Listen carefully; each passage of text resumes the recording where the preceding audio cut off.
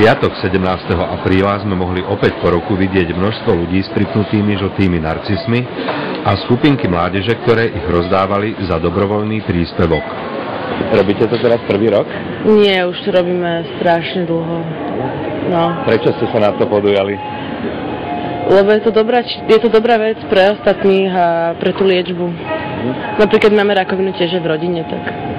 Prečo ste sa rozhodli prispieť na Ligu proti rakovine? Samozrejme, aby nikto nemal rakovinu, aby sme predišli tomu. Pretože to je taká choroba, ktorá môže každého postihnúť, ani nevie jak. Robíte to už koľkatý rok? Alebo ty konkrétne? Ja už asi 4., ale toto sa robí strašne moc dlho, proste. Tuto sú napríklad nováčikovia, ktorí to robia, ktorí to sú len teraz prvý rok a ja už tak viac rokov. Ja už som tretí rok. A ste úspešní tento rok? No dúfajme, hej, akože zo srandy sme si boli zvážiť túto krabičku na poštu a povedali nám, že to váži vyše 6 kg. Takže dúfajme, že tam niečo aj bude. A koľko už ste predali narcisov?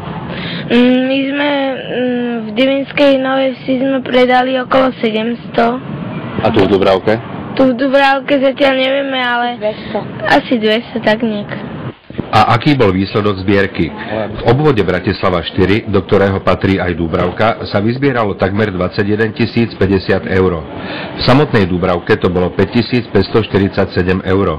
Podľa informácie z ústredia Červeného kríža sa však nejedná o celkom objektívny údaj, pretože nezahŕňa úplne všetky skupiny, ktoré sa na území Dúbravky pohybovali.